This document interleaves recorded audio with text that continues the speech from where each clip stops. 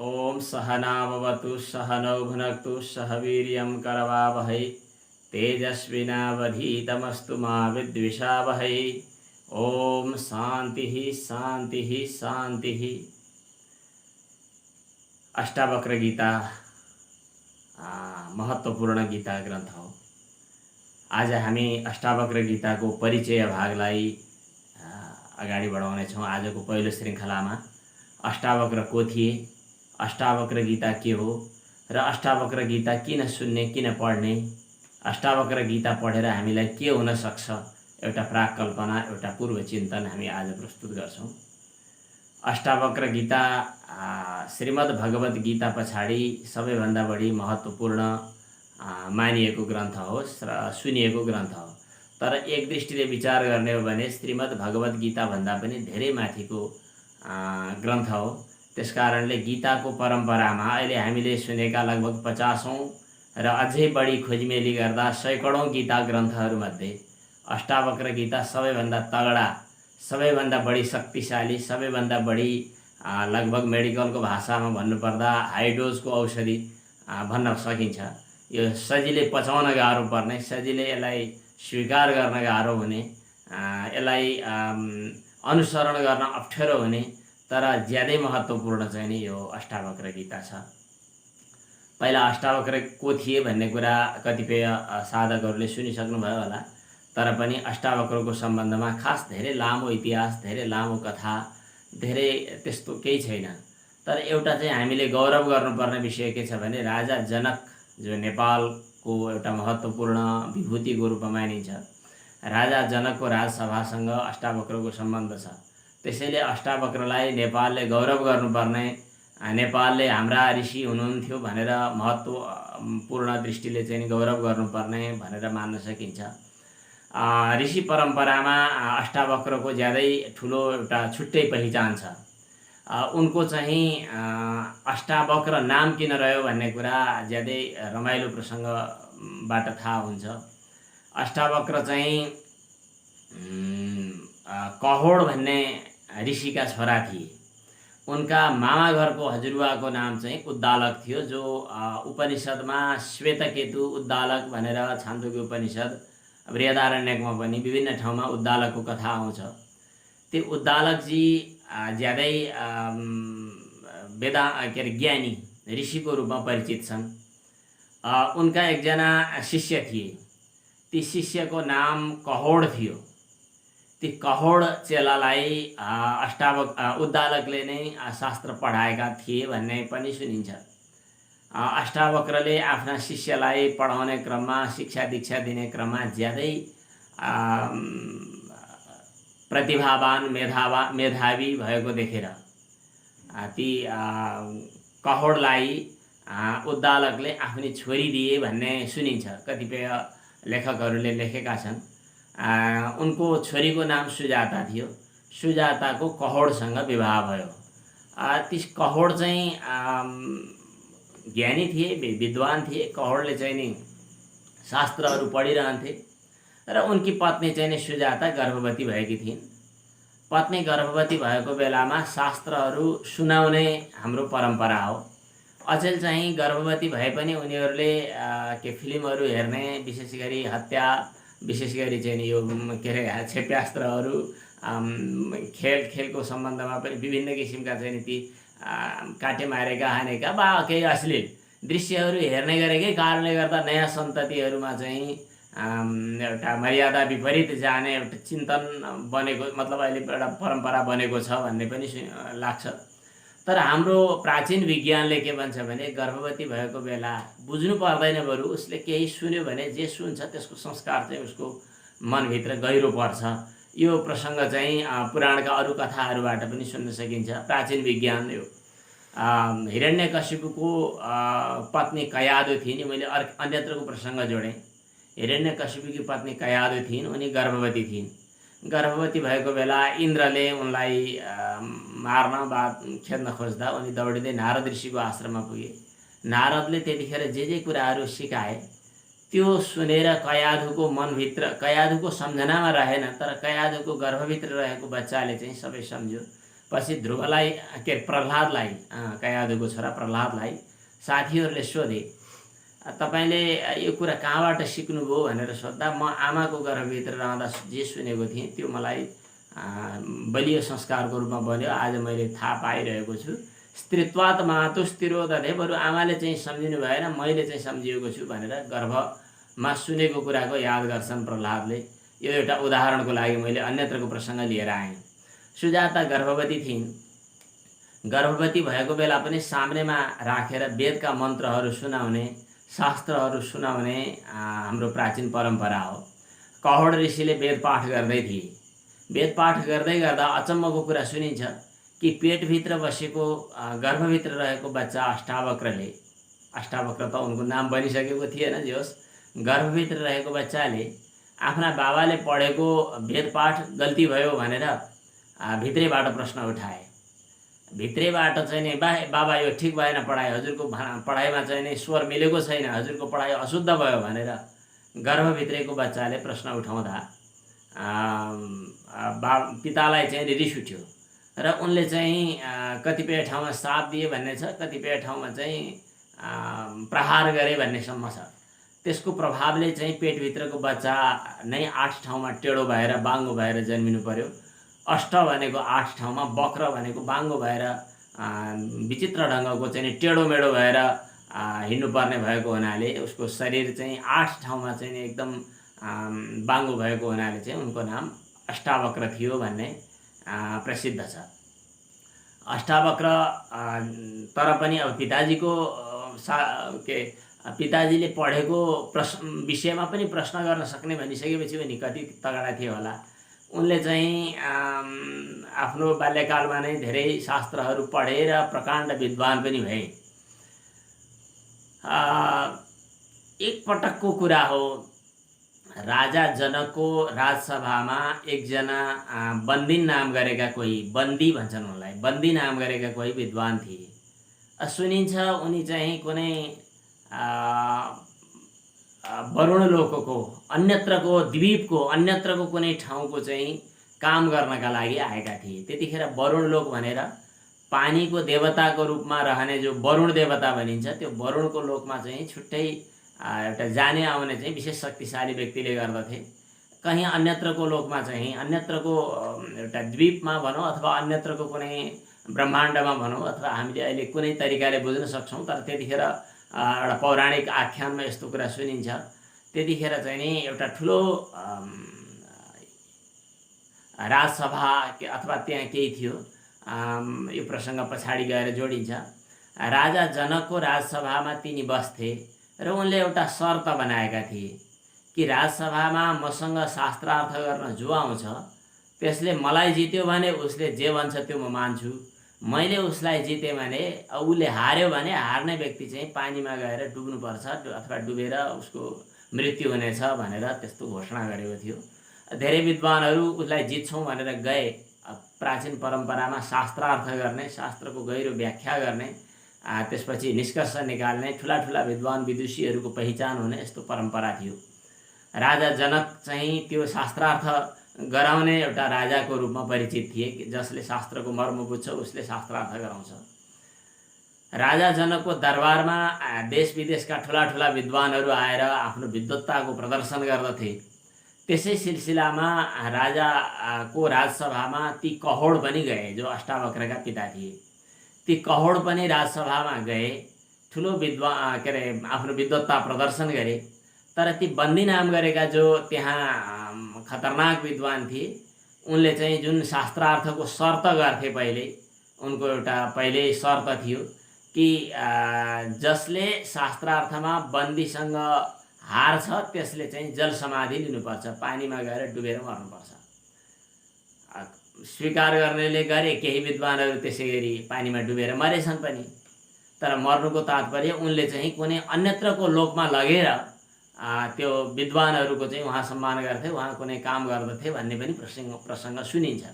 यी कथाहरू ज्यादै प्राचीन समयका भएको हुनाले एउटा आख्यानको रूपमा चलेका छन्।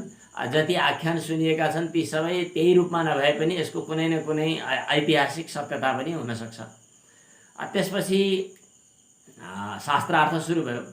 शास्त्रार्थ सुरु गर्दा ती बन्दी त्यही ढङ्गको एउटा तयारीका साथमा आएका हुन्थे। त्यस कारणले बन्दीले चाहिँ उनलाई हराइदिए।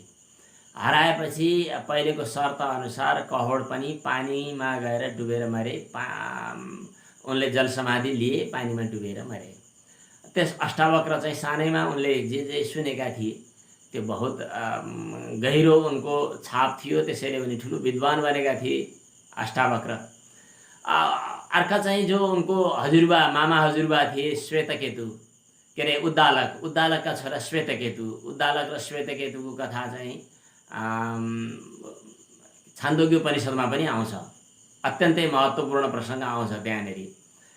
एकपटक चाहिँ यी श्वेतकेतु र अष्टावक्र अब खेलको रूपमा अथवा उनी मामा छोरा फुपू छोराको रूपमा रहे नि। त्यस कारण यिनलाई चाहिँ ज्यादै एउटा आत्मीयता जस्तो पनि थियो। हजुरबा भनौँ मामा भान्जा परे नि। हजुरबाको काखमा गएर अष्टावक्र बसेको बेलामा चाहिँ श्वेतकेतुले अलिकति तिरस्कार गरेको हुनाले उनलाई चाहिँ बाबाको खोजी भयो भन्ने प्रसिद्धि छ। जी अष्टावक्र चाहिँ मामा हजुरबाको घरमा, माने मावली हजुरबाको साथमा चाहिँ उनी बस्थे। त्यतिखेर हजुरबाको काखमा जान खोज्दाखेरि श्वेतकेतुले अलिकति तिम्रो बाबा, म त मेरो बाबाको काखमा बस्ने हो भन्दै गर्दा सानै उमेरमा त्यसो भन्दै गर्दा अष्टावक्रलाई चाहिँ अलि अप्ठ्यारो लाग्यो र उनी चाहिँ नाइ म घरै जान्छु भनेर आफ्नै घरमा आए। आफ्नो आमासँग उनले चाहिँ नि भन्न थाले कि मेरो बाबा कहाँ हुनुहुन्छ भनेर भन्न थाले। सानै उमेरमा बाबा बितिसक्नु भएको थियो। त्यस कारणले चाहिँ नि उनलाई के भन्ने अप्ठ्यारो भयो। उनले चाहिँ भनिन्, पछि बिस्तारै भनिन् राजा जनक भन्ने एउटा ठुला राजा छन्। ती राजाले राजसभामा विद्वानहरूलाई बोलाउने गर्दछन् र त्यहाँ शास्त्रार्थ हुने गर्दछ। त्यही शास्त्रार्थमा जाँदा जसले हार्छ उसले पानीमा समाधि लिनुपर्ने हुन्छ। तिम्रो बाबाले पनि हार्नुभयो, त्यस कारणले जल समाधि गरेर जानुभयो कि के गर्नुभयो थाहा छैन, हामीले यस्तो हल्ला सुनेका छौँ भनेर भनेपछि त्यसो भए म मेरो बाबाको खोजीमा जान्छु, कसले बाबालाई हराउँदो रहेछ म त्यसको पत्तो लगाउँछु भनेर अष्टावक्र चाहिँ राजा जनकको दरबारमा गए। आज हामीले अष्टावक्रको एउटा पूर्व परिचयकै सम्बन्धमा जे प्रसिद्ध आख्यानहरू छन् तिनै सम्बन्धमा हामी कुरा गर्दैछौँ। यो पनि लगभग यही रूपमा पुराणहरूमा अथवा वेद उपनिषदहरूमा पाइँदैन। यो पनि एउटा किम्वदन्तीको रूपमा, आख्यानको रूपमा आएको छ र केही सङ्केतहरू पुराणहरूमा पाइन्छ अष्टावक्रको सम्बन्धमा। त्यसपछि चाहिँ शास्त्रार्थको एउटा ठुलो राजसभा चलिरहेको थियो। त्यो राजसभामा ठुलो आसनमा अगाडि अष्टावक्र बसेका थिए। राजा जनक बसेका थिए। वरपर धेरै विद्वानहरू चाहिँ लाइन लगाएर बसिरहेका थिए। त्यो राजसभामा अष्टावक्र जान खोजे, सरासर जान खोज्दा ढोकामा द्वारपालले पनि सोध्यो होला यस्तो मान्छे कसरी जान सक्छ राजसभामा भनेर। उनले केही कुरा त्यहाँ गरिसकेपछि म चाहिँ शास्त्रार्थ गर्न आएको हुँ, म शास्त्रार्थ गर्न जाने हो, मलाई चाहिँ अनुमति चाहिन्छ राजाको, म भित्र जान्छु राजसभामा भनेर उनले द्वारपाललाई भने। त्यसपछि द्वारपालले यो खबर लगेर राजा जनकलाई सुनाइदिए। राजा जनकले चाहिँ शास्त्रार्थ गर्छु नै भन्छ भने मेरो दरबारमा कसैलाई पनि रोकटोक छैन, आउन दिनु भनेर भन्दैपछि राजा जनकको आज्ञा प्राप्त गरेपछि अष्टावक्रलाई भित्र जाने अनुमति मिल्यो। जब अष्टावक्र चाहिँ एकदम टेढो मेढो हुँदै अप्ठ्यारो तरिकाले एकदम जस्तो अपाङ्गहरू जसरी हिँड्दछन् त्यस ढङ्गले चाहिँ नि अत्यन्तै अप्ठ्यारो तरिकाले चाहिँ राजसभामा पुगेको देखेर राजसभामा वरपर बसेका जति पनि विद्वानहरू थिए उनीहरू हेरेर हाँस्न थाले। यस्तो उटपटा, यस्तो शैलीको मान्छे भनेर सबै हाँसे। त्यो हाँसिसकेपछि यी अष्टावक्र पनि खुबै हाँसे। राजा जनक अचम्म मान्न थाले। यी यहाँ बसेका विद्वानहरूले त यो अष्टावक्रलाई बाङ्गो देखेर हाँसे, तर आज अष्टावक्र किन हाँसिरहेको छ भनेर राजा जनकलाई आश्चर्य लाग्यो र राजा जनकले चाहिँ नि एकदम खित्का छोडेर हाँसिरहेका अष्टावक्रलाई सोधे कि होइन तिमी किन हाँसिरहेका भनेर। अष्टावक्रले भने कि यो वरपर चमारहरूलाई, चमार भन्नाले यो छालाको काम गर्ने व्यक्तिहरूलाई वरपर राखेर तिमी के तमासा देखाइरहेका छौ भनेर चाहिँ नि मलाई यही देखेर मलाई हाँसो लाग्यो भनेर अष्टावक्रले भने। त्यो सुन्दा हामीलाई चमार भनेर ती चमार भन्नाले पेसागत रूपमा चाहिँ जसले छालाको काम गर्दछ त्यसलाई चाहिँ, अनि त्यो सुनेर चाहिँ नि त्यहाँ बसेका सबै चाहिँ एकदम आश्चर्यचकित पनि भए र दुखी पनि भए। उनीहरू चाहिँ एक आपसमा मुखामुख गर्न थाले। उसको बोली सुन्दाखेरि अचम्म लाग्यो। अनि राजा जनकले सोधे कि कसरी यी विद्वानहरूलाई चाहिँ एउटा ठुलो विद्वत्ताको दृष्टिले चाहिँ यहाँ आएर बसिरहेका छन्, यिनलाई चमार भनेर कसरी भनेको भनेर सोद्धाखेरि उनले भने कि चमारको काम भनेको छाला बाङ्गो छ कि सिधा छ भनेर हेर्ने हो। उसले चाहिँ नि जो यो छालाको के काम गर्न मिल्छ भनेर छालामा दृष्टि दिने हो। यहाँका यिनीहरूलाई त्यहाँभन्दा बाहेक अरू केही दृष्टि रहेनछ। यिनीहरूले मेरो यो बाहिरको शरीर बाङ्गो देखेर जब चाहिँ नि यिनीहरू हाँसे भनिसकेपछि यिनीहरूले त्यहाँभित्रको आत्मतत्त्वलाई बुझ्न सक्दैनन्। त्यस कारणले यिनीहरू चाहिँ त्यहाँभन्दा ठुलो हैसियतका कोही पनि होइनन्। यस्ता मूर्खहरूलाई वरपर राखेर तिमी के गर्न बसिरहेका राजा जनक भनेर मजासँग चाहिँ नि उनले हप्काइदिएपछि राजा जनकलाई आश्चर्य लाग्यो। त्यसपछि चाहिँ नि त्यत्तिकै त्यो दिनको राजसभा चाहिँ नि त्यत्तिकै स्थगित भयो। त्यसपछि उनी त्यो दिनको काम त्यत्तिकै स्थगित भयो। म यहाँ शास्त्रार्थ गर्न आएको भनिसकेपछि शास्त्रार्थ गर्ने नै हो त त्यसो भए अब भोलिको दिनमा आउने, तर यहाँ शर्त चाहिँ खतरा छन् भनेर भनिसकेपछि ल ठिकै छ। अर्को दिन फेरि गए शास्त्रार्थ गर्न गए। अर्को दिन शास्त्रार्थ गर्न जानुभन्दा पहिले चाहिँ अघिल्लो दिन जनकले जुन भाषामा उनीसँग चर्चा गरेका थिए भोलिपल्ट जनकको भाषा शैली फेरियो। जनक पहिले नै आएर उठेर चाहिँ प्रणाम गरे, नमस्कार गरे।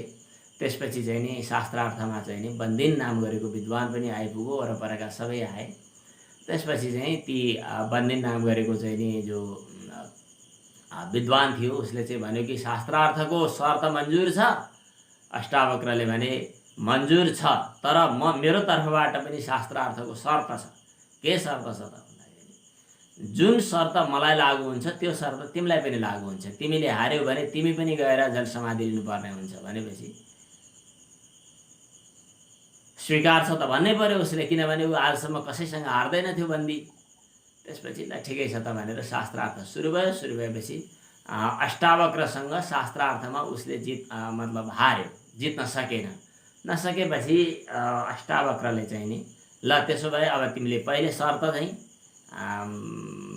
जल समाधि लिनु पर्यो भनेपछि त्यो बन्दी चाहिँ निकै छटपटायो, आत्तिन थाल्यो। र अनि त्यसो भए यो जल समाधि गराउने तिम्रो तात्पर्य के हो, किन हो भनेर भन्दै गर्दा उसले यो कुरा बतायो कि म वरुण लोकबाट आएको हुँ। मलाई वरुण लोकबाट एउटा त्यहाँको ठुलो एउटा विद्वत सभाका लागि यहाँबाट विद्वानहरू लैजानु थियो मेरो प्रयोजन। तिम्रो पिताजी त्यो वरुण लोकमा भइरहेको शास्त्रार्थमा यज्ञमा सुरक्षित हुनुहुन्छ। तिम्रो पिताजीलाई म फिर्ता गर्न सक्छु भन्ने पनि किम्वदन्तीमा जोडेको पाइन्छ। कतिपय ठाउँमा चाहिँ अष्टावक्रले उनलाई चाहिँ क्षमा गरिदिए र पछि उसले चाहिँ अष्टावक्रसँग चाहिँ नि विनम्र भावले चाहिँ नि फेरि गरे भन्ने छ। यस किसिमको केही कथा, केही आख्यानहरू अष्टावक्रका सम्बन्धमा प्रसिद्ध छन्।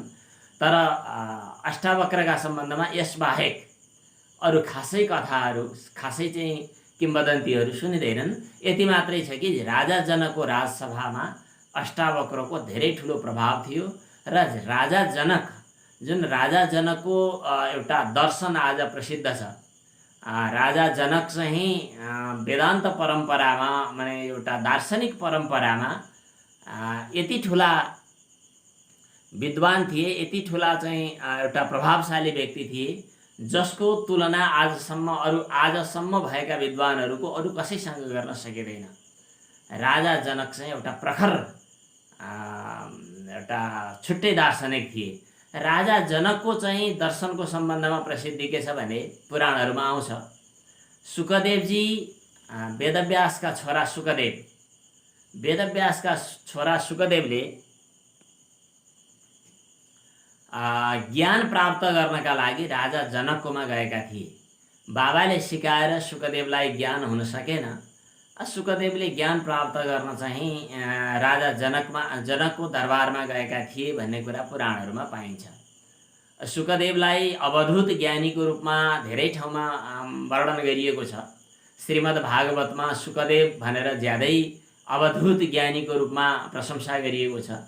तर देवी भागवत अनि महाभारत लगायत अरू ग्रन्थहरूमा उल्लेख भएअनुसार शुकदेवले ज्ञान प्राप्त गरेको राजा जनकबाट हो, राजा जनकबाट। तर राजा जनकबाट उनले ज्ञान प्राप्त गर्दा पनि राजा जनकले जे उपदेश दिए, राजा जनकको जे जस्तो व्यवहार थियो त्यो एउटा विचित्रको छ।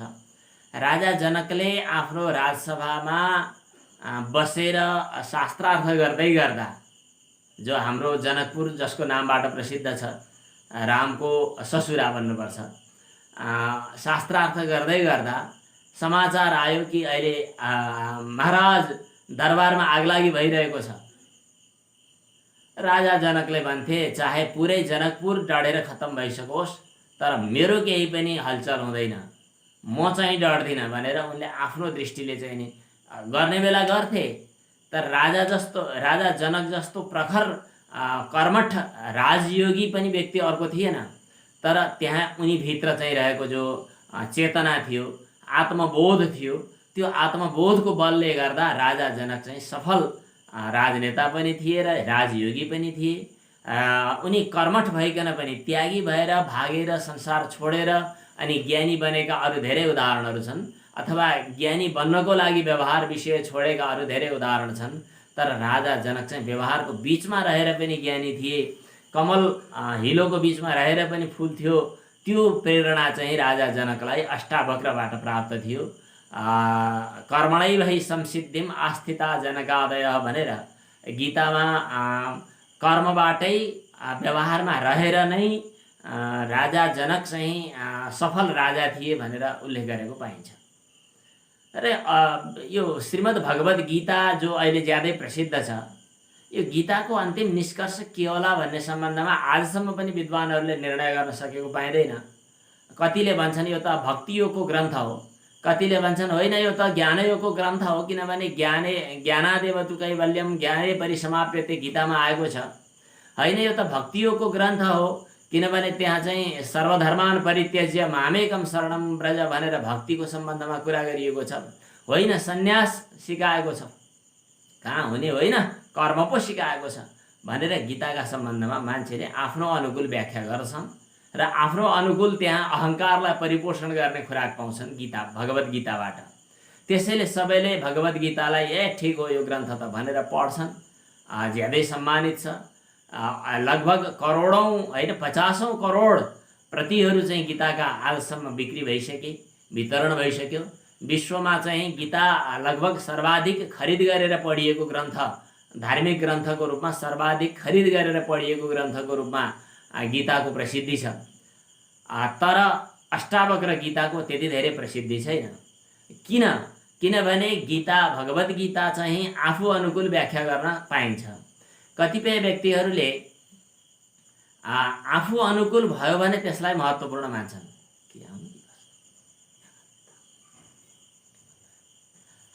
आफू अनुकूल भयो भने त्यसलाई महत्त्वपूर्ण मान्छन्। जस्तै तपाईले केही कुरा उपदेश गर्नुभयो, मलाई चित्त बुझ्यो भने एकदम ठिक, मलाई चित्त बुझेन मेरो अहङ्कारलाई ठेस पुर्यायो भनेदेखि बेठिक। किनभने कुनै ज्ञान, कुनै योग, कुनै शास्त्र, कुनै रहस्य, कुनै मर्महरू मलाई चित्त बुझ्न पर्छ, मेरो अहङ्कारका अनुकूल हुनुपर्दछ भन्ने मान्छेको धारणा हुन्छ। भगवत गीता मेरो व्याख्या अनुकूल मैले हेर्न सक्छु गीतामा, किनभने मलाई कर्म मनपर्छ, म कर्मयोग भनेर व्याख्या गर्न चाहन्छु, गीतामा कर्मयोग पाइन्छ। ठिक, गीता ठिक छ भनेर म गीताको सम्मान गर्छु। होइन म कोही सन्यासीहरूले गीतामा सन्यासको महत्त्व वर्णन गरेको छ भन्छ, अनि सन्यासीहरूले गीतामा सन्यास पाइन्छ भनेर गीताको प्रशंसा गर्दछ। अर्कोले चाहिँ भक्तियोगीहरूले भक्ति पाइन्छ भनेर प्रशंसा गर्दछ। त्यस्तै विभिन्न 18वटा अध्यायमा 18वटै योगहरू पाइन्छन्, अनि सबैले चाहिँ नि भगवत गीताको खुबै प्रशंसा गर्दछन्। तर अष्टावक्र गीता त्यसभन्दा बिल्कुल विपरीत छ। तिम्रो सम्पूर्ण अहङ्कारलाई, तिम्रो सम्पूर्ण आजसम्मको मान्यतालाई भत्काउँछु अनि बल्ल मेरो यात्रा सुरु हुन्छ भनेर अष्टावक्र सुरु गर्छ। भनेपछि अष्टावक्रको सुरुवात चाहिँ ज्यादै खतरा छ। त्यसैले अष्टावक्र गीता जस्तो महत्त्वपूर्ण ग्रन्थ अरू हुन सक्दैन। अष्टावक्र गीतालाई महागीता भनेर व्याख्या गरेको पनि पाइन्छ केही व्याख्याताहरूले। उपनिषदले ज्यादै मधुरो तरिकाले बिस्तारै बिस्तारै केही कुरा बताउँछन्। त्यसकारणले उपनिषदलाई चाहिँ अब संयोग शास्त्र, गीतालाई चाहिँ नि योग शास्त्र, यी सबै कुराहरू भन्न सक्छन्, भनिन्छ। गीतालाई योग शास्त्रै भनेर भनिन्छ। तर अष्टावक्र गीता चाहिँ महायोग, अष्टावक्र गीता महागीता, अष्टावक्र चाहिँ एउटा अनौठो यात्रा, अष्टावक्र गीता चाहिँ ज्यादै खतरनाक, ज्यादै चाहिँ आफ्नो आजसम्मको मान्यतालाई, आजसम्मको चिन्तनलाई, आजसम्मको सोचाइलाई पुरै तोडेर, राजा जनकले आफूलाई जे ठान्थे त्यो राजा जनकको अनुभूतिलाई पुरै तोडेर एकैचोटि ज्यादै महत्त्वपूर्ण चाहिँ नि एउटा अस्त्र प्रहार गर्ने भएको हुनाले, ब्रह्मास्त्र एटम प्रहार गर्ने भएको हुनाले यो ज्यादै महत्त्वपूर्ण छ। अब यो गीता किन भनिन्छ यसलाई, यस सम्बन्धमा म थोरै चर्चा गर्छु। गीता शब्दको संस्कृतमा अर्थ गर्दाखेरि यो गाइएको भन्ने हुन्छ। गीताको खास विशेष्य यो एउटा विशेषण शब्द हो। हजुरहरूमध्ये व्याकरण अथवा नेपाली व्याकरणै बुझ्नुभएका धेरै हुनुहोला। व्याकरण बुझ्नेहरूले थाहा पाउनुहुन्छ विशेष्य र विशेषण दुईटा शब्दमा दुई भाग हुन्छ। जस्तै मोटो पातलो दुब्लो भन्यो भनेदेखि त्यो चाहिँ विशेषण हुन्छ। गाइएको, पढिएको, भनिएको भन्यो भने त्यो विशेषण हुन्छ। भनिएको भनाइ अथवा गाइएको गीत भन्यो भने गीत चाहिँ विशेष्य हुन्छ। यो गीता शब्दको अर्थ गाइएको भनेको, त्यसको अन्तिम विशेष्य उपनिषद भनेको आत्मा र परमात्माको भेट गराउने जो उपनिषदको मूल मर्म छ त्यसलाई चाहिँ भगवानले गान गर्नुभयो भन्ने अर्थमा भगवत गीता भनेर उपनिषदको विशेषण भएको हुनाले स्त्रीलिङ्गी गीता शब्दको प्रयोग गरिएको। नत्र सामान्यतया गीतम यस्तो प्रयोग हुनुपर्ने हो। गीतलाई संस्कृतमा गीतम भनिन्छ, तर उपनिषदको विशेषण भएको हुनाले यहाँ गीता भनेर बताइयो। त्यस्ता धेरैवटा गीताहरू छन्। आजसम्म हामीले लगभग 100औं गीताहरू सुनेका छौँ। महाभारतमा नै धेरैवटा गीताहरू छन्, भागवतमा धेरैवटा गीता छन्। उद्धव गीता, भिक्षु गीता, गोपी गीत भयो, त्यस्तै कपिल गीता, यस्ता धेरैवटा गीताहरू सुनिन्छन्। ती धेरैवटा गीताहरूमध्ये अष्टावक्रले गान गरिएको हुनाले, अष्टावक्रले उपदेश दिएको हुनाले यो अष्टावक्र गीता हो। गीताको परम्परा चाहिँ ज्यादै लामो छ, तर सबै गीताहरूले एउटै शास्त्र, एउटै मर्म, एउटै रहस्य बताउँछन् भन्ने हाम्रो मान्यता छ। एउटा पूर्व र पश्चिमाहरूको माने हाम्रो पौरस्त्य मान्यता र पश्चिमाहरूको मान्यतामा फरक छ। पौरस्त्यहरूको मान्यतामा चाहिँ वेदमा जे गुरु बतायो, मेरा गुरु परम्पराबाट आजसम्म मैले त्यही गुरु बताइरहेको छु। गीतामा, भगवत गीतामा जे रहस्य बतायो, शैली फरक छ अष्टावक्रको, तर अष्टावक्रले पनि त्यही कुरा बताउँछन् र आजसम्म हामीले पनि त्यही मर्म बताउँछौँ, त्यही कुरा बताउँछौँ भनेर सबैको एकवाक्यतासँग जोड्ने हाम्रो पौरस्त्य मान्यता हुन्छ। पश्चिमाहरू गुरुको चेलाले खण्डन गर्छ, चेलाको नाति चेलाले खण्डन गर्दछ। सुकरात, अरस्तु, प्लेटोको अलग अलग मान्यताहरू एक आपसमा मिल्दैनन्, तर हामी कहाँ त्यो छैन परम्परा। त्यसैले अष्टावक्रले जे कुरा बताए उपनिषदकै मूल मर्म बताए, तर अष्टावक्रको शैली चाहिँ एउटा एकैचोटि प्रहार गर्ने, एकैचोटि चाहिँ नि एउटा आजसम्मको मान्यतालाई भत्काएर नयाँ दुनियाँ देखाइदिने, नयाँ यात्रामा पुर्याइदिने अष्टावक्रको ज्यादै महत्त्वपूर्ण चाहिँ नि एउटा छ। र यो एउटा समन्वयवादी नभएर, यसो लोलोपोतो कुराहरू नगरेर, राजनीतिक शैलीमा अथवा भनौँ एउटा चाप्लुसीको शैलीमा नभनेर एकैचोटि ठाडो शैलीमा प्रहार गर्ने भएको हुनाले अष्टावक्रले हाम्रो चिन्तनलाई चाहिँ खलबल्याइदिन सक्छ। अष्टावक्रले हाम्रो आजसम्मको मान्यतालाई चाहिँ भत्काइदिन सक्छ। त्यसैले अष्टावक्रसँग धेरै डराउँछन्। अष्टावक्रको चिन्तनलाई मान्छेले सहजै रूपमा पचाउन गाह्रो हुन्छ, बुझ्न गाह्रो हुन्छ। यसलाई बुझ्नका लागि चाहिँ निकै तयारी आवश्यक पर्छ। हामी त्यो तयारीका साथमा यात्रा गर्नेछौँ। आज चाहिँ अष्टावक्र गीताको सम्बन्धमा हामीले परिचयको पूर्व प्रकरणहरू प्रस्तुत गऱ्यौँ। अष्टावक्र गीतामा अष्टावक्रले राजा जनकलाई उपदेश गर्ने हो। राजा जनकले अष्टावक्रसँग सोध्ने हो।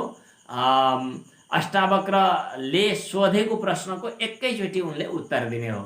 धेरै कुरा केही पनि छैन, यहाँ कथा छैन, आख्यान छैन, यहाँ अरू उपासना, अरू पद्धतिहरू, अरू चाहिँ पूर्व तयारीहरू, अरू चाहिँ साधन चतुष्टयहरू हुन्छ नि, कुनै पनि कामको लागि पूर्व तयारीहरू, त्यो कुनै पनि पूर्व तयारीहरू छैनन्। यहाँ एक्कासी एकैचोटि प्रहार गर्ने काम सुरु हुन्छ। जनकले सोध्छन् ज्ञान कसरी हुने हो, मुक्ति कसरी हुने हो, मुक्ति हुनका लागि के कुरा चाहिन्छ, वैराग्य के हो, मलाई यो कुरा बताउनुहोस्, एउटै प्रश्न। त्यसपछि सिधै उनको उत्तर, यो जे उत्तर हुन्छ, जे प्रश्न हुन्छ, मूल ग्रन्थमा प्रवेश गरेर हामी भोलिदेखिबाट पढ्नेछौँ। हजुरहरूले चाहिँ बाहिरी व्याख्यानहरू सुन्नुभन्दा पनि त्यहाँका पदहरूको अर्थ विचार गरेर पढ्ने तयारीका साथमा आउनुहोला। त्यसका लागि चाहिँ पुस्तक साथमा भए अति उत्तम, नभए पिडिएफहरू पाइन सक्छ, जहीँ पनि पाइन्छ। अहिले अनलाइनबाट खोजी गर्नुभयो भनेदेखि, गुगल सर्च गर्नुभयो भने अष्टावक्र गीता पाइन्छ। त्यसलाई आफैले अध्ययन गर्ने गरी तयारीका साथमा जुट्नुहोला। आज यहीँ आजको श्रृङ्खला पूर्ण हुन्छ। ओम पूर्णमदः पूर्णमिदं पूर्णात् पूर्णमुदच्यते पूर्णस्य पूर्णमादाय पूर्णमेवावशिष्यते। ओम शान्तिः शान्तिः शान्तिः। अब केही संवादात्मक कुराहरू छन् भने हामी गर्न सक्छौँ।